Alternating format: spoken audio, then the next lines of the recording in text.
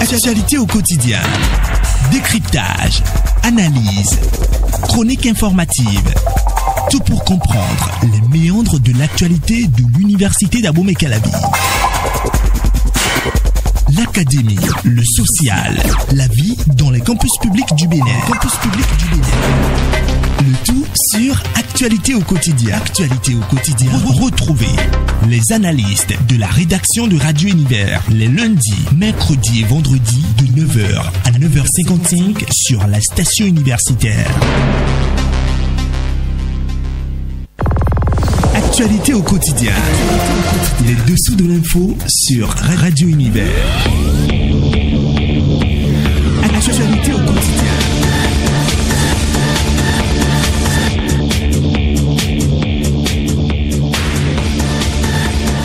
Ravi de vous savoir nombreux à l'écoute de la station universitaire. Bonjour à toutes, bonjour à tous. Bienvenue à ce nouveau numéro de Actualité au quotidien. Ce matin, nous allons parler de la valeur et portée des séances d'orientation des nouveaux bacheliers pour le compte de cette nouvelle rentrée. Les deux ministres en charge ont procédé au lancement de la campagne d'orientation le mardi dernier. On en discute ce matin.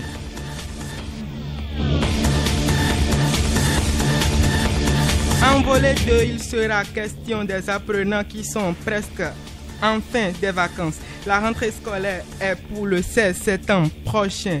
Comment ces derniers doivent passer les derniers moments de ces vacances pour une bonne reprise des classes? Ce sera la question au cœur de ce deuxième volet.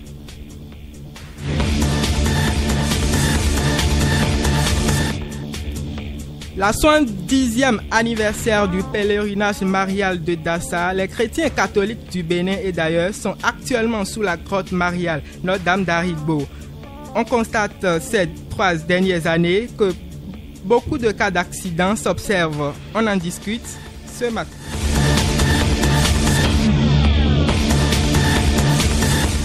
Et pour la cause, j'ai en studio Charbel Kono. Charbel, bonjour. Bonjour à Maxico. Karine Aligonon, bonjour. Ils sont nombreux dans ce studio. Nous savons aussi Hippolyte Afo. Hippolyte, bonjour. Bonjour à Maxico. Nazifa Seydou, bonjour. Bonjour à Maxico. Aujourd'hui étant un week-end, il n'y a donc pas la une des journaux. Nous allons directement installer la chronique de Charbel Konon. La chronique du jour sur Actualité au quotidien. Charbel, vous avez titré votre chronique ce matin. Les séances d'orientation, le merci des nouveaux bacheliers. Dévoilez-nous le contenu. L'équation du choix s'impose. L'algorithme de la réflexion profonde, gagnante et bénéfique a pris depuis quelques semaines place au niveau des nouveaux bacheliers. C'est dans les normes la phase suivante après celle de la composition et celle des résultats.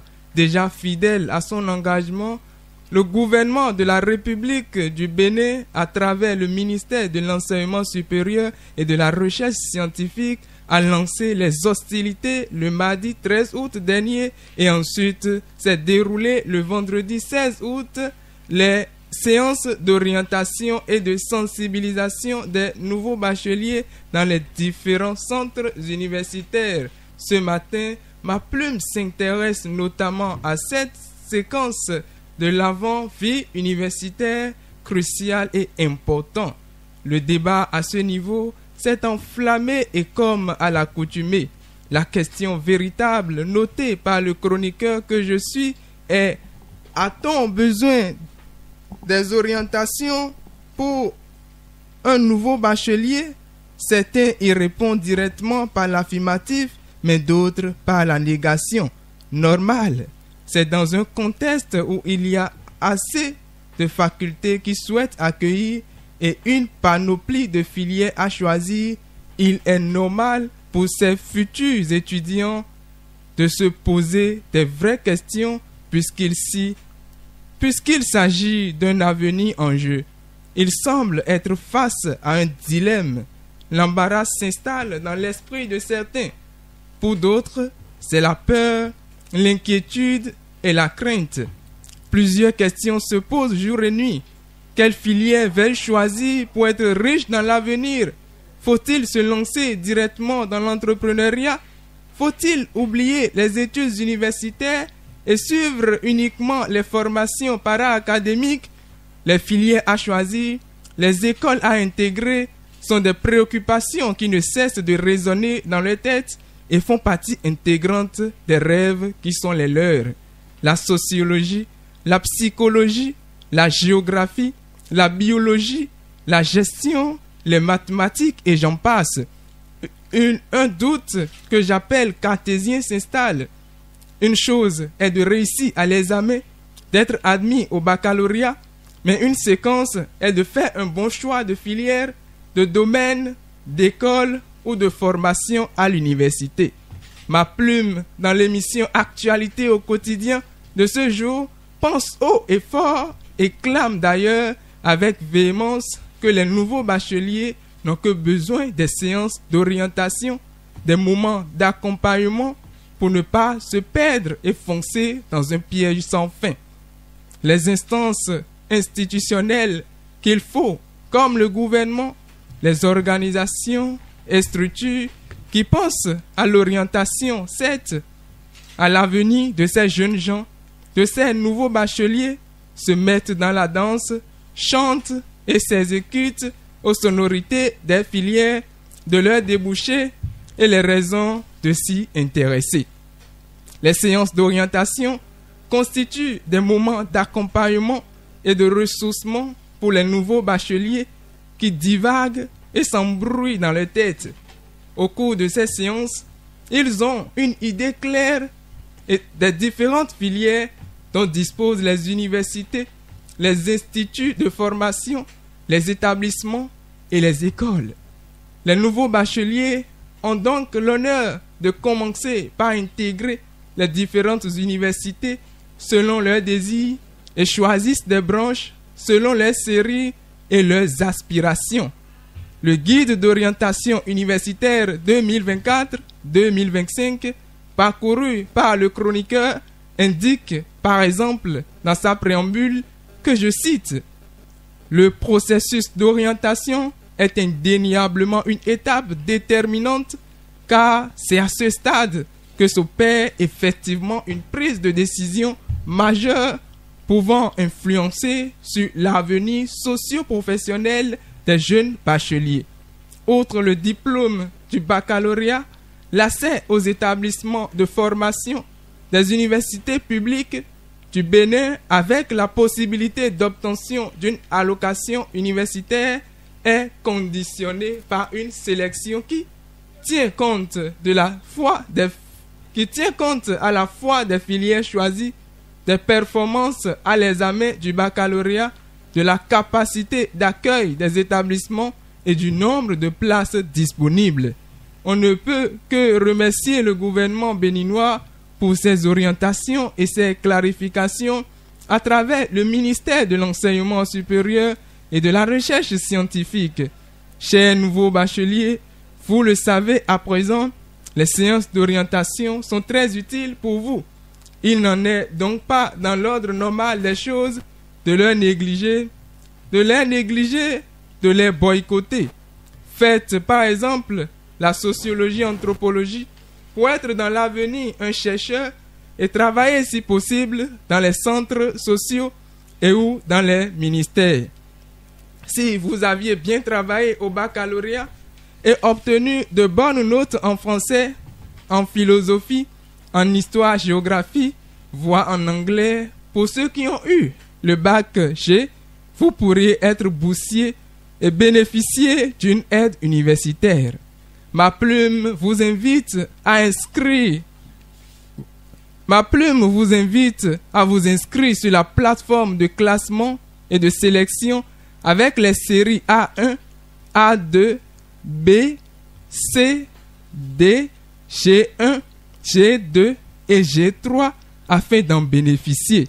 Et je continue par vous dire que les séances d'orientation sont très fiables et capitales, chers jeunes gens. Si vous êtes admis au baccalauréat avec la série C ou la série D, inscrivez-vous dans la filière pharmacie de la faculté des sciences de la santé FSS pour devenir pharmacien et ou spécialiste en sciences de la santé, option pharmacie. Une bonne note en mathématiques, en physique, chimie et technologie et en sciences de la vie et de la terre vous permettrait d'avoir une allocation. Dans ce processus, il est utile également de retenir qu'un mauvais choix de filière peut être source de conséquences graves car le chômage, le manque d'emploi, sans doute la perdition. Soyez donc concentrés et laissez-vous accompagner par vos aînés universitaires et d'autres qui savent bien le faire. Participez activement aux séances d'orientation. Chers jeunes gens, vous avez tendance à se confier et à penser uniquement aux institutions et aux écoles universitaires. On peut s'y confier et en penser, mais pas uniquement. Je ne vais pas déposer ma plume sans vous orienter également vers des formations para-académiques et pratiques comme la couture, la mécanique, la coiffure, la pâtisserie, la broderie et j'en passe. Elles sont aussi porteuses d'avenir radieux. Ma plume est sèche et va se retirer. Merci. Merci à vous. Le débat sur Actualité au quotidien. Merci à vous, Charbel Conon, pour cet exercice. Le forum de discussion s'ouvre avec le premier sujet, bien sûr. Le premier sujet annoncé qui portait sur les séances d'orientation d'après-bac. La première question s'adresse à vous, Karine. Faut-il toujours attendre l'après-bac pour commencer les séances d'orientation avec les enfants? Et il est bien de toujours savoir ce qu'on veut faire dans l'avenir. Oui. Déjà, normalement, après le BPC, il faudrait qu'on oriente les élèves à savoir, bon, j'excelle dans telle matière. Donc, je dois savoir quoi faire, quoi ne pas faire. Donc, les séances d'orientation se font normalement même après le BPC. Il ne faudrait pas que ça soit après les résultats du baccalauréat. On se dit, bon, et il a la moyenne dans telle matière, donc je dois l'orienter, ainsi de suite. Merci à vous, Karine Aligbonon. Charbel, je veux vous balancer la même question. Faut-il toujours attendre que les enfants aient le bac avant de les orienter vers leur passion, ce qu'ils aiment ou bien ce qu'ils désirent faire dans l'avenir? Vous voyez, avant d'avoir même obtenu le diplôme qu'est le baccalauréat, certains apprenants, je vais dire certains élèves, ont déjà tendance à bien travailler dans certaines matières. Donc, on peut commencer par bien les regarder et essayer de penser à eux, de savoir vraiment comment les orienter. D'abord, on peut donner l'exemple après avoir obtenu le brevet d'études du premier cycle. On peut commencer même par les orienter vers les lycées. Et ça, c'est le travail des parents et également celui des enseignants. C'est-à-dire, il faut également une cohabitation et une synergie, c'est-à-dire un entretien entre les parents et les enseignants. C'est-à-dire, les parents doivent faire tout possible pour voir les enseignants afin que les enseignants puissent vraiment donner assez de compte rendu sur la vie des apprenants afin qu'ils puissent vraiment être bien orientés. On ne peut vraiment pas attendre le baccalauréat ou ce diplôme avant de commencer par orienter les apprenants. Ils peuvent être bien orientés auparavant. Hippolyte,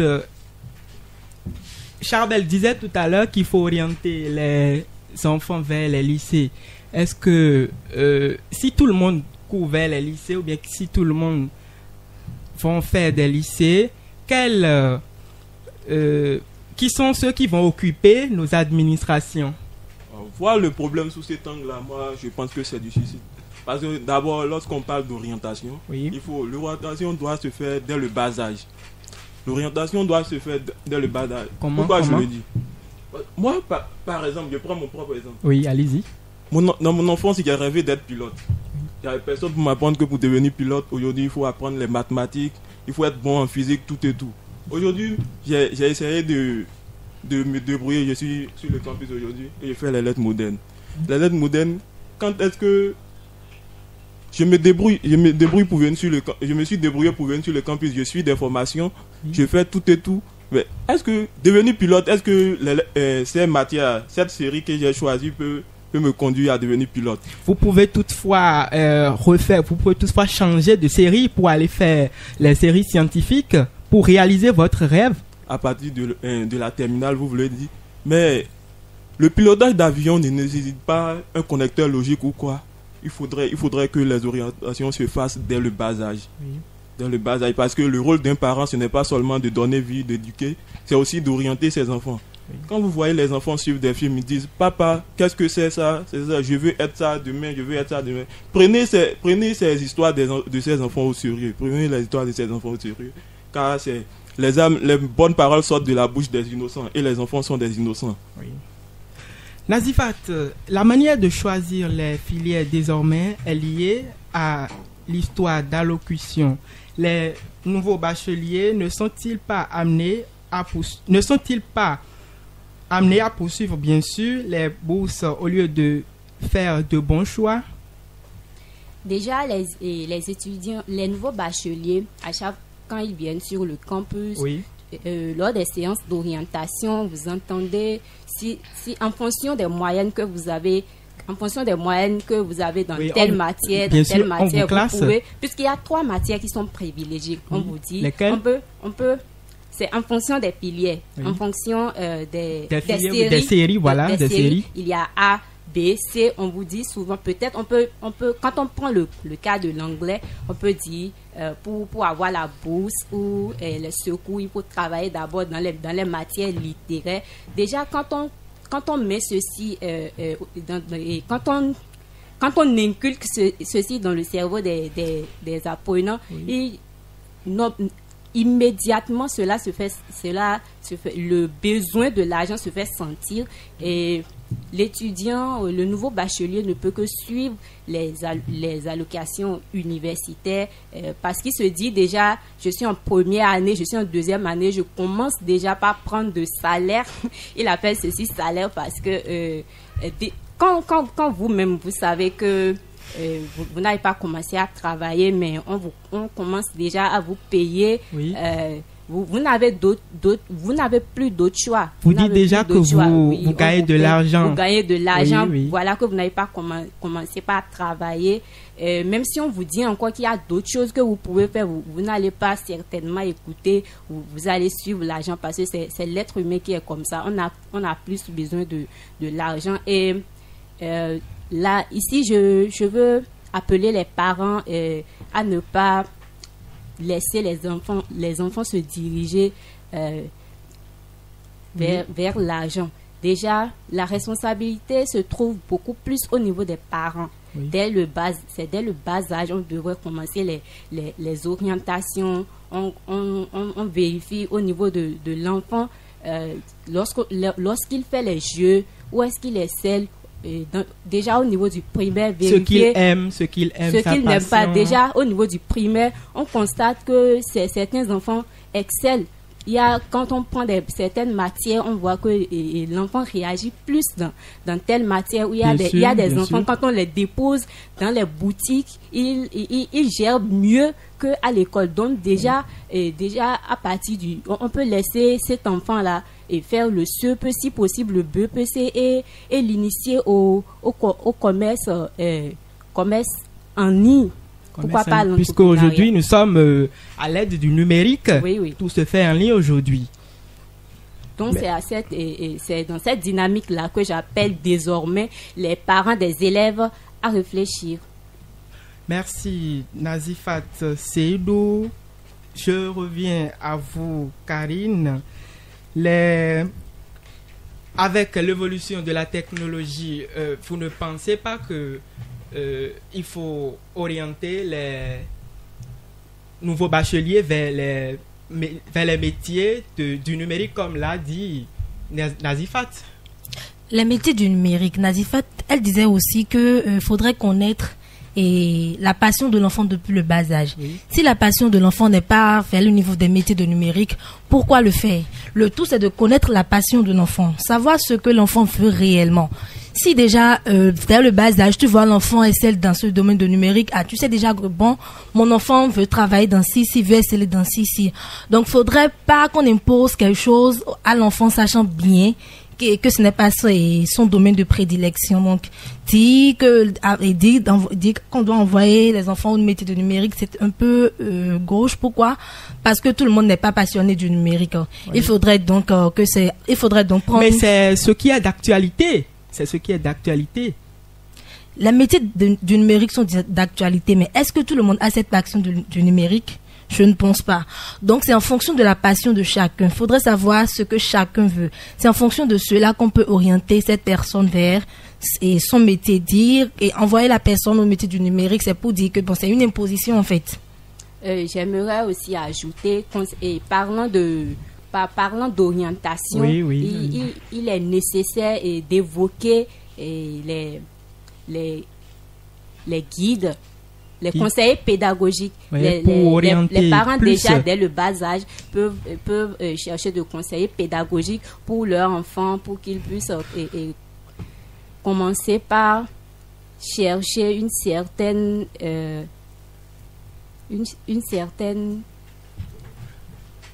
Merci Nazifat. Charbel, aujourd'hui le numérique est en vogue. Vous le savez très bien. Évidemment. On utilise le numérique pour faire beaucoup de choses. Mais en utilisant le numérique, il y a ses conséquences.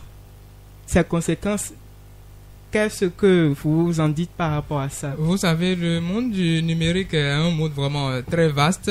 Et comme viennent de le dire les autres, vous savez, il faudrait bien qu'on n'oriente vraiment pas les nouveaux bacheliers vers ce monde-là. C'est vraiment un monde vaste. Il faut être vraiment avec son téléphone portable. Il faut être toujours en ligne. Bien vrai, c'est une bonne chose. Et il y a vraiment assez de choses là qui peuvent vraiment permettre il y a assez de choses qui peuvent permettre aux nouveaux bacheliers d'avoir, en tout cas de bien s'en sortir dans leur vie. Mais il faudrait bien qu'on tienne compte des aspirations des nouveaux bacheliers. On ne peut pas orienter pour orienter, c'est ce qu'on dit souvent. Et généralement, il faudrait bien qu'on tienne compte des aspirations et du désir des nouveaux bacheliers. Donc, il doit avoir une communication entre les parents et les enfants, c'est-à-dire les nouveaux bacheliers. Ils doivent vraiment suivre les enfants, parler avec eux. C'est un accompagnement quand même. On doit bien les accompagner, bien parler avec eux. Mon enfant, qu'est-ce que tu souhaites faire?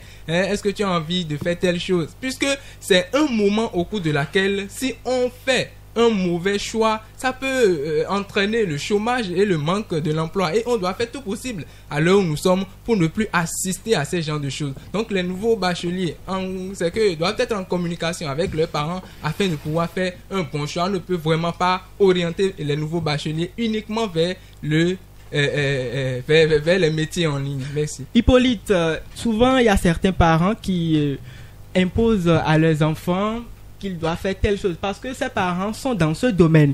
Est-ce que si l'enfant refuse, par exemple, le parent se fâche et dit voilà, je ne vais plus prendre soin de vous, qu'est-ce que vous en pensez?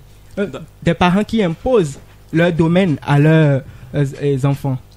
D'abord, nous sommes dans un état de droit et l'avenir appartient à l'enfant lui-même. Je me demande souvent, est-ce que le parent lui-même s'est mis à la place de l'enfant? Certains parents, c'est bonjour, tu as déjà mangé, tu as déjà fait quoi? Est-ce que tu es allé à l'école aujourd'hui? Oui. Est-ce qu'ils savent ce que l'enfant vit dans son quotidien?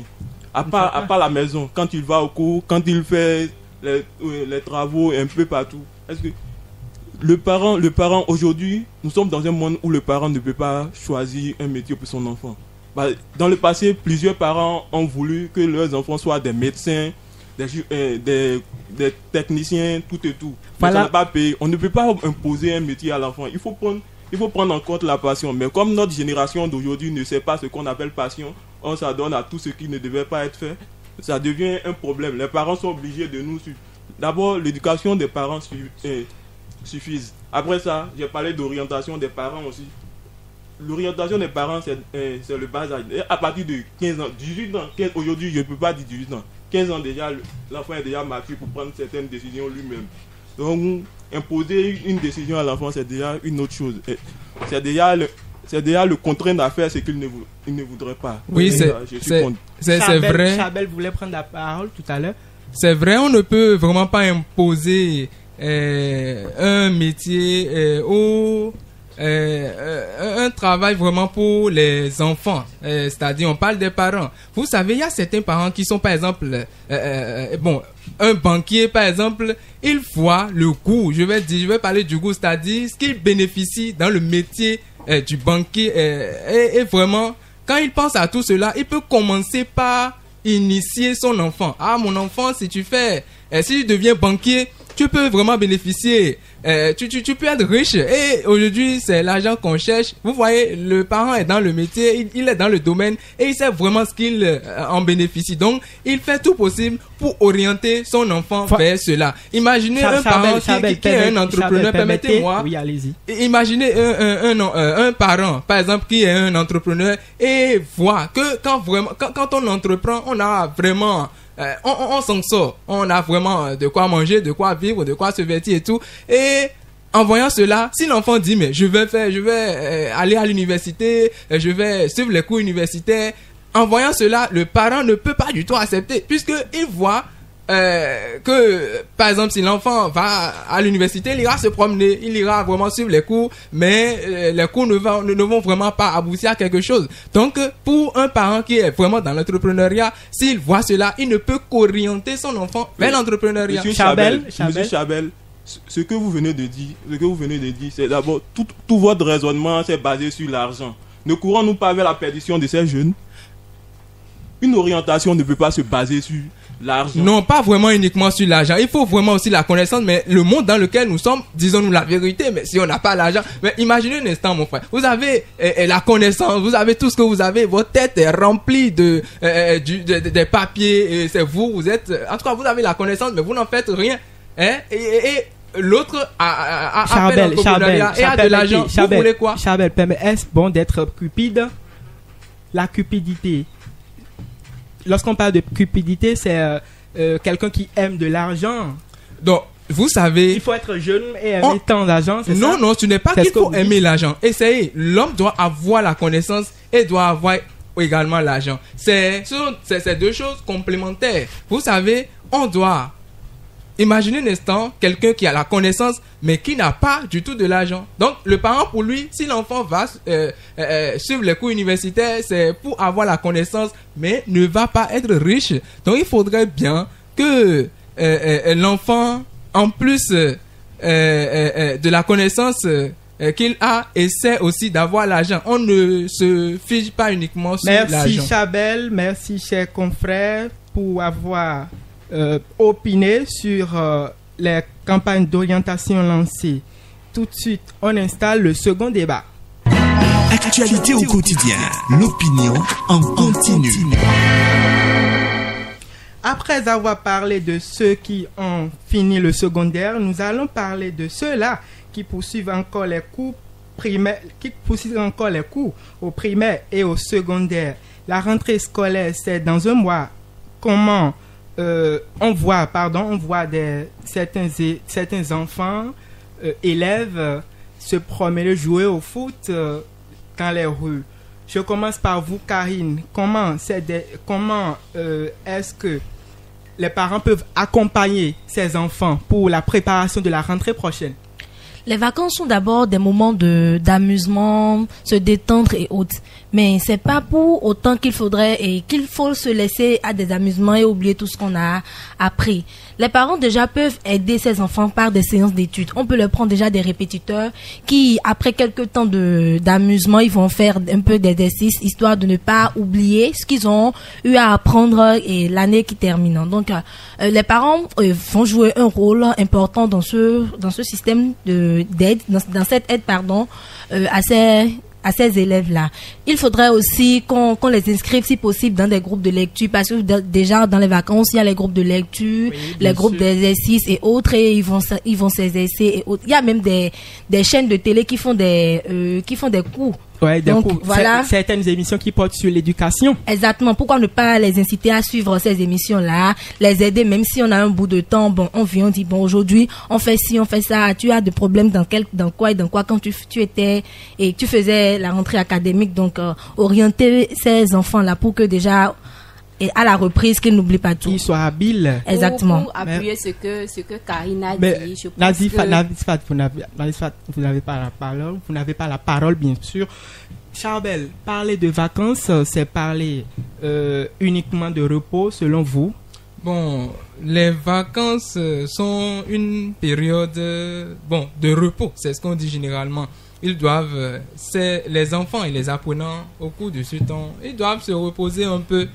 Mais pas uniquement le repos. Oui. Ils doivent également Qu'est-ce qu'ils vont faire pour préparer leur rentrée, pour que ils ne soient pas stressés, ou comment ils quand vont, même, vous savez, ils auront assez d'éléments, assez de notions de base avant que la rentrée ne commence. Oui, Karine vient de donner une panoplie d'exemples et c'est vraiment intéressant. Mais vous savez, la période des vacances est un moment au cours de laquelle les enfants ne doivent pas Vous uniquement... voulez compléter ce que Karine vient de dire? Oui, quelque chose comme ça. Mais vous savez, les enfants ou les apprenants au cours de cette période-là ne doivent pas uniquement étudier, hein, vous le savez. On doit les donner un peu un moment. Ils ne vont pas préparer la rentrée. Ils vont préparer la rentrée. Mais vous savez, on dit généralement qu'au cours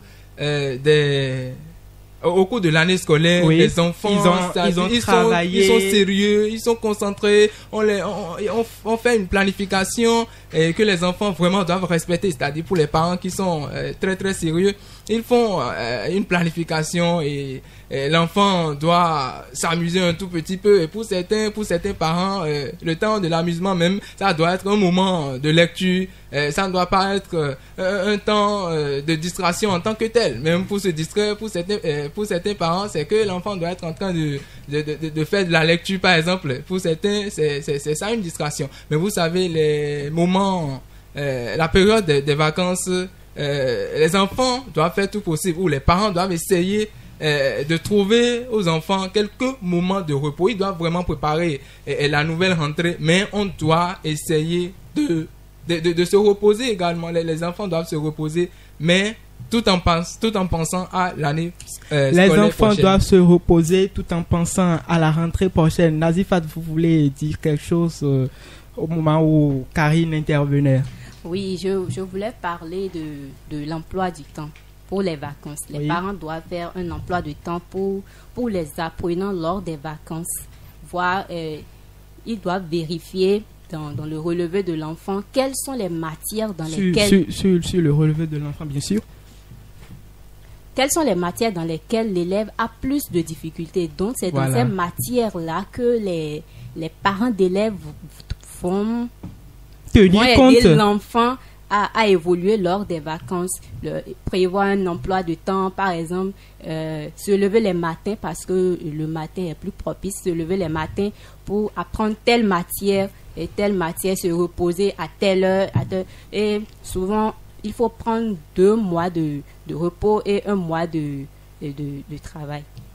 Merci Nazifat. Hippolyte, comment les parents doivent accompagner les enfants pour la préparation de la rentrée qui va se tenir le 16 septembre prochain? D'abord, la période des vacances constitue une grande charge pour les parents. L'enfant est à la maison, il ne va nulle part, il reste à la maison, il suit la télé.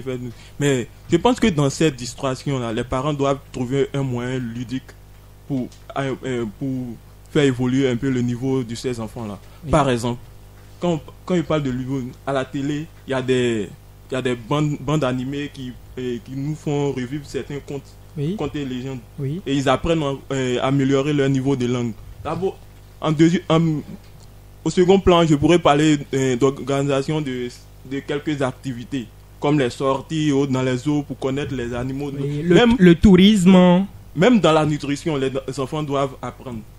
Quand je prends 2 oranges, j'enlève une orange, ça me reste combien? Tout ça là, c'est une manière d'apprendre. Donc les vacances, c'est vrai, les vacances sont faites pour pour s'amuser, pour se divertir, pour faire de tout. Mais il faut mettre ne serait-ce qu'une portion de temps pour apprendre. Merci Hippolyte Afo. Nous allons aborder un autre sujet dans ce débat. La grotte Notre-Dame d'Aribo a accueilli le vendredi dernier les chrétiens catholiques. On constate ces dernières années, maintes accidents se produisent sur la route de Dassa. Karine, qu'est-ce qui est à la base de ces accidents de ces 3 dernières années? La base de ces accidents, est-ce que c'est connu? On ne pourra pas le dire en étant ici. Donc, le mieux, c'est de savoir comment faire pour éviter ces cas d'accident et mener des actions pour que ces cas d'accident ne se reproduisent plus. Et vous avez parlé tout de suite du pèlerinage. Est-ce que c'est ceux qui vont à ce pèlerinage qui font ces accidents? Non. Ils ne sont pas uniquement, ils ne sont pas concernés et ils ne sont pas uniquement les seuls. Justement, je dis, vous avez parlé de pèlerinage. Donc, si on doit prendre en compte ce que vous avez dit, et c'est un peu comme si ce sont les gens qui vont en pèlerinage qui subissent ces cas d'accident. Non, pas uniquement ceux-là. Justement, depuis, on n'a pas... Tous ceux qui prennent pas la route d'Assa. Bon, on ne pourra pas dire qu'il y a une cause à ça ou on ne peut pas savoir la cause. Il faut juste évaluer les mesures de sécurité. Et il faut juste évaluer si les mesures de sécurité en place sont adéquates et si des améliorations peuvent être apportées pour réduire ces risques d'accident. Des améliorations qu'on peut apporter pour réduire ces accidents. Quelle solution vous proposez à ces accidents que nous avons connus ces 3 dernières années sur la voie de Dassa? Pour des accidents déjà... on ne peut vraiment pas donner une solution puisque ce sont des faits naturels, ce sont des phénomènes naturels et pour ces genres de phénomènes naturels, ça allait d'être un peu difficile pour les hommes de trouver de solutions fiables, mais quand même on dit toujours aux conducteurs de faire doucement puisque ce sont eux qui sont généralement à la base. On ne peut pas dire qu'ils sont les auteurs, mais ce sont eux qui essaient quand même. Les conducteurs de taxi-moto, vous voulez dire? Non, pas de taxi-moto. Les conducteurs de bus, ce sont eux qui conduisent. Ils doivent savoir quand même essayer de conduire modérément. Ils ne doivent pas être... ils ne doivent pas courir quand même, ils doivent aller quand même à un rythme normal. On chante toujours ça, on le clame toujours, mais c'est comme si ils ne l'entendent pas et vraiment on assiste à cela. Donc comme solution pour ces phénomènes naturels, on ne peut que dire, on ne peut qu'inviter les conducteurs de bus d'aller quand même à leur rythme, de bien conduire et surtout il ne faut pas oublier l'aspect de l'alcool, puisque il y a certains conducteurs qui prennent de l'alcool, de l'alcool, du café et autres, et même la nuit ils sont dedans, même la nuit profonde sur les grandes voies de Dassa, puisque ce sont des voies qui sont un peu étroites, et donc il doit avoir quand même de l'attention. Les conducteurs doivent veiller sur eux-mêmes et savoir quoi prendre. Ils ont raison parfois pour ceux qui conduisent ces gros bus là. Parfois ils ont tendance à prendre des choses qui peuvent leur donner de la force pour qu'ils puissent être en tout cas toujours sur la voie, pour qu'ils ne soient pas fatigués et tout. Ils ont raison, mais quand même ils doivent veiller également ou bien penser à la vie des citoyens, puisque ce sont les citoyens qui subissent après dans les accidents. Merci Chabert. Ce sont les citoyens qui subissent. Hippolyte, quelle est la cause des accidents répétitifs que nous avons assistés ces 3 dernières années sur la voie de Dassa? Je pense, d'abord, je vais commencer par dire nul n'est à l'abri d'un accident de circulation. Même la grotte elle-même, la statue de la Vierge Marie qui a été érigée à Notre-Dame d'Aribo. D'abord, si vous regardez bien l'historique, en septembre, je pense en août 1981, avait été vandalisée. Cette statue même a subi d'accidents. À mon arrivée, moi j'ai fait... Vous étiez présent? Oui, j'ai fait l'histoire est là. L'histoire est là. L'histoire est là. Donc, je ne peux pas inventer que... Allez vérifier l'historique et l'organisation de ce pèlerinage-là.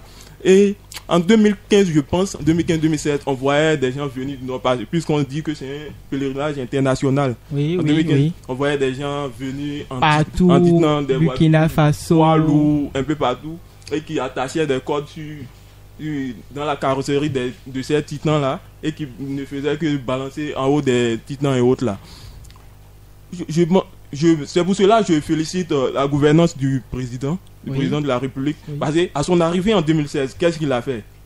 Il a décidé d'arrêter les conducteurs de poids lourds qui prenaient des gens pour venir à la grotte mariale. Donc ils sont restés dans les petits cas, un peu partout. Donc ce qui a permis de réduire un peu le risque d'accident. Qu'est-ce qu'il faut faire? Les citoyens eux-mêmes doivent prendre conscience de l'importance de leur vie. Le président, lui, prendra des décisions. Les autorités locales prendront des décisions. Oui. Mais si le citoyen lui-même ne sait pas pourquoi il est venu en vie, on ne peut rien faire pour lui. On ne peut rien faire pour lui. Même si tu es dans un bus, le conducteur file. Dis-lui que la manière dont tu conduis, ça ne me plaît pas. Donc je pense que c'est une décision qui doit être prise par les citoyens eux-mêmes avant qu'ils ne soient aidés par quelqu'un d'autre. Parce que le salut de chacun appartient à lui-même. Nazifat, doit-on installer des caméras de surveillance sur la route de Dassa pour réduire un peu ces accidents? Puisque nous parlons de pèlerinage, moi j'aimerais plus me pencher sur les religions. Quand on parle de pèlerinage, c'est l'ensemble des pèlerins qui se rassemblent dans un lieu de dévotion. Oui. Et cela suppose qu'ils se réunissent pour prier, pour trouver satisfaction aux différents problèmes. Donc, vous avez dit tout à l'heure les religions, ce sont les chrétiens catholiques qui vont à Dassa. Ce n'est pas toutes les religions. J'ai bien dit les religions. Oui. Donc, je vais sûrement me pencher sur les autres religions. Oui, allez-y. D'accord. Donc, si vous parlez de pèlerinage, si vous évoquez les cas d'accidents, la récurrence des accidents, et vous parlez de pèlerinage de religion, cela suppose que vous soulignez l'importance des religions dans la résolution des problèmes d'une société, dans la préservation de la paix. Oui. Donc, si vous dites ceci, c'est que on ne va pas oublier les autres religions. Si on célèbre les monothéistes, si chaque année les musulmans vont au pèlerinage et on constate toujours qu'il y a le même problème qui est toujours là. Donc, ce qu'on doit la question qu'on doit se poser, c'est de savoir quelle est la réelle cause de ces cas d'accident. Donc, c'est en fonction de ces causes-là que les différentes religions vont s'unir pour trouver des solutions à ces problèmes-là. Donc, il n'y a pas lieu de souligner uniquement, il n'y a pas lieu d'évoquer uniquement le pèlerinage des catholiques. Oui. Voilà, non, bon, attendez, c'est parce que les chrétiens prennent pas la voie. Bon, les chrétiens prennent pas la voie de Dassa. D'abord, la grotte se situe à Dassa. Oui, certainement, les collègues l'ont dit tout de suite. Ce n'est pas parce que les pèlerins prennent par la voie de Dassa, ce n'est pas parce que le pèlerinage se fait à Dassa. C'est sur cette voie que se produisent ces différents accidents que nous observons. Permettez-moi d'appuyer Nazifat. C'est ce que je dis. Si c'est que c'est pas là, c'est à Dassa que le pèlerinage se passe, c'est que il y a lieu d'aller chercher les réelles causes des accidents. Il y a lieu d'aller chercher les réelles causes des accidents. C'est pas parce que c'est là il y a le pèlerinage se fait que on va dire bon il y a pèlerinage là, pourquoi on continue toujours de constater les cas d'accident. Ça veut dire les réelles causes sont à aller chercher. Selon vous proposez quoi?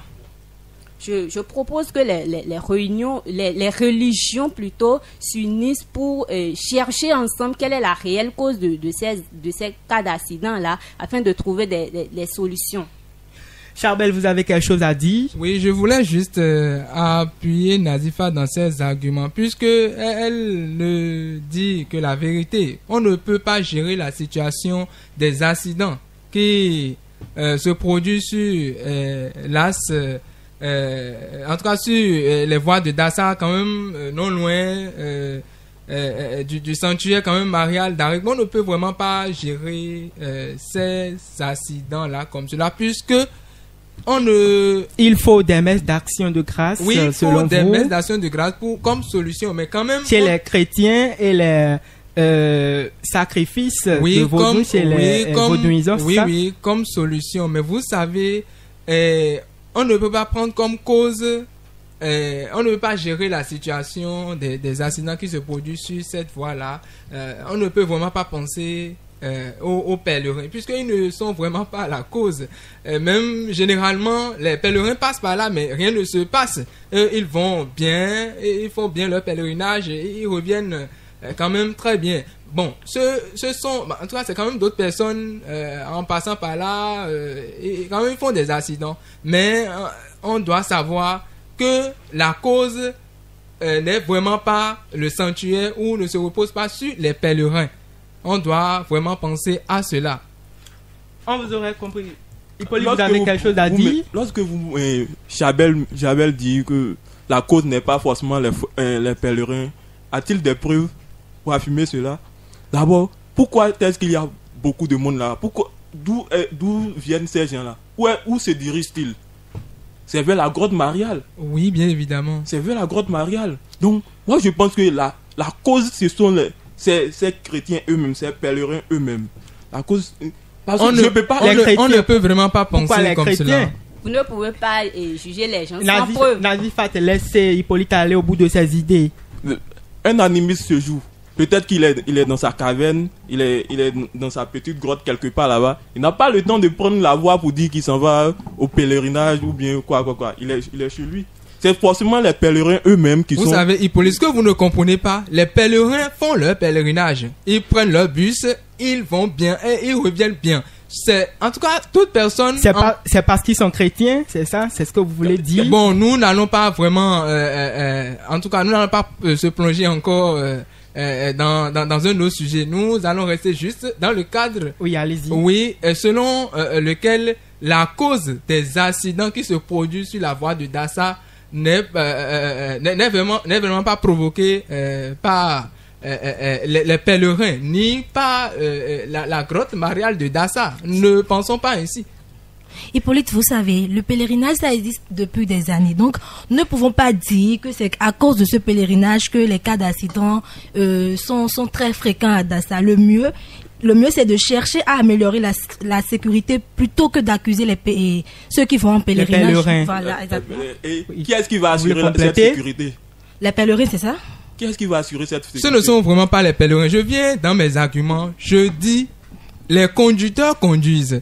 Ils sont dans leur bus, ce sont eux. Ils vont à leur rythme, ils savent ce qu'ils conduisent. Donc on ne peut que penser à eux. Je ne dis vraiment pas qu'ils sont la cause des accidents qui se produisent, mais quand même, ils doivent aller à leur rythme. Ils doivent savoir conduire, savoir quoi prendre, savoir quoi consommer. Je parle par exemple de l'alcool et de tout ce qui va avec. Ils doivent quand même savoir... Toutes ces choses entrent dans le respect du code de la route. Merci, bien évidemment, c'est ça. Donc, ils doivent quand même savoir quoi consommer, quoi prendre avant de monter dans leur bus et de commencer par conduire, en tout cas, les passagers. J'ai l'impression qu'Hippolyte veut dire quelque chose. D'abord, rapidement. Chabel, dans votre raisonnement, vous avez parlé des messes d'action de grâce.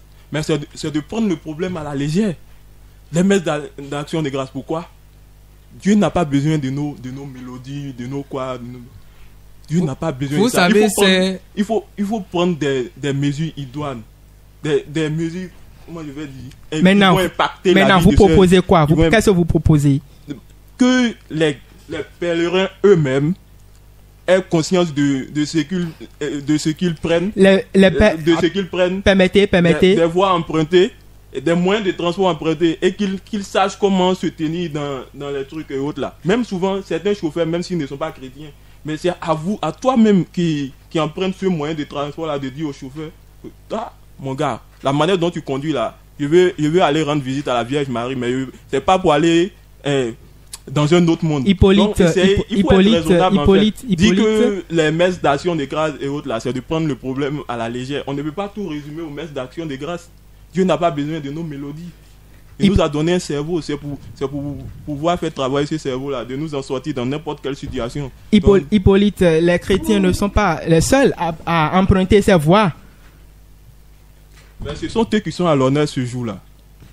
Nazifat, vous avez quelque chose à compléter à ce que Hippolyte vient de dire? Il ne faut pas trop privilégier les prières. Les actions aussi comptent. Les actions comptent. Je pense que les chauffeurs doivent respecter le code de la route. Et bon, s'il y a les actions qui sont là, on prend les actions et on accompagne les prières avec. Voilà. Karine, vous ne pensez pas qu'il faut renforcer la sécurité routière? Évaluer vraiment si les mesures de sécurité en place sont adéquates et si des améliorations peuvent être faites. C'est ça on doit faire d'abord avant de savoir les vraies causes des accidents qui surviennent à Dassa.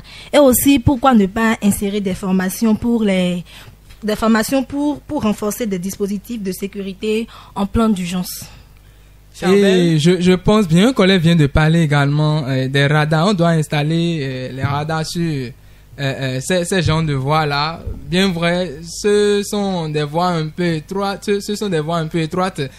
On doit quand même veiller à cela. On privilégie d'autres voies, on met des radars sur les voies, mais on doit également penser à la voie qui mène, en tout cas à la voie qui est sur l'as de Dassa. On doit vraiment penser à cela, installer quelque chose, des radars, pour qu'en conduisant avec une vitesse vraiment élevée, le radar vraiment puisse signaler cela et arrêter quand même les conducteurs. Nazifat, comment peut-on renforcer la sécurité routière dans cette région-là? Oui, je vais beaucoup parler plus des chauffeurs. Il faut qu'ils vérifient souvent l'état du véhicule avant de démarrer. Et aussi, un bilan de santé des chauffeurs est nécessaire. Le chauffeur, avant de démarrer, doit d'abord vérifier est-ce que je suis en mesure de conduire jusqu'à telle destination. Donc, il y a souvent des chauffeurs qui, en cours de route, somnolent, il y a d'autres qui tombent malades. Tout ceci peut causer des accidents. Donc, ils doivent d'abord vérifier leur santé et comment dit-on, et le véhicule avant de démarrer. Oui, vérifier leur santé, c'est également penser à leur psychologie. Charbel, nous sommes presque à la fin de cette émission. Karine, vous avez quoi à dire, votre mot de fin? Comme Nazifat le disait, il faut renforcer les mesures de sécurité et aussi vérifier si les chauffeurs ont bien pris ces mesures-là pour éviter les cas d'accident. Hippolyte? Moi, je pense qu'il faut prendre le problème à la source, c'est-à-dire sensibiliser les personnes et autres. S'il faut même agrandir les voies, il faut le faire parce que ça rentre dans notre propre intérêt, ça rend beau notre pays, tout et tout, et ça sécurise en fait la santé, ça sécurise la santé des concitoyens. Donc c'est un peu ça. Ça sécurise la santé des concitoyens. Nazifat, quel est votre mot de fin? Aujourd'hui, puisqu'on vient de parler de pèlerinage, j'aimerais aussi appeler les différentes religions à s'unir pour prier, et mettre dans leur prière les cas d'accident. Aller d'abord vérifier les réelles causes. Il faut qu'ils fassent des consultations. S'il y a des sacrifices qu'on doit faire, s'il y a telle chose à faire pour éviter les cas d'accident. Pour ceux qui sont du côté... Les religions ont un grand rôle à jouer dans ça. Pour ceux qui sont du côté des religions endogènes, bien sûr. Oui, et les musulmans également, sans oublier. Charbel, vous allez compléter quelque chose? Oui, juste pour compléter ce que Nazifat vient de dire, c'est un phénomène naturel qui se produit, un accident. Personne ne sait quand est-ce que ça va se produire et quand est-ce que ça peut se produire. Donc vraiment, pour ces genres de phénomènes naturels, on ne peut que penser également à la spiritualité. On ne peut que penser, comme le dit Nadifat, à des messes, par exemple, inviter les différentes religions à penser à la prière, si possible, organiser des séances de prière, implorer Dieu quand même pour que cette situation puisse quand même se calmer. Et il ne faut pas oublier la vie et surtout la santé des conducteurs, leur psychologie. Ils doivent quand même être bien portants en parlant de la santé et savoir ce qu'il faut prendre quand même des lubrifiants avant de monter dans les bus. Et en tout cas, ils doivent savoir quoi consommer, comme de l'alcool par exemple. Ils doivent éviter surtout cela. Merci à vous Charbel Konon, merci Hippolyte Afo, merci Karina Libonon, je ne vais pas oublier Nazifat Seydou. Et c'est sur ces mots de Charbel Konon que nous allons mettre un terme à cette émission réalisée par Nestor Noudawa. Nous avons parlé de la valeur et portée des séances d'orientation et comment les apprenants doivent passer les derniers moments de leurs vacances pour une bonne reprise des classes. À la mise en onde, Michel Zinsou, devant ce micro, à Mexico. Merci de rester fidèle au programme de la station universitaire.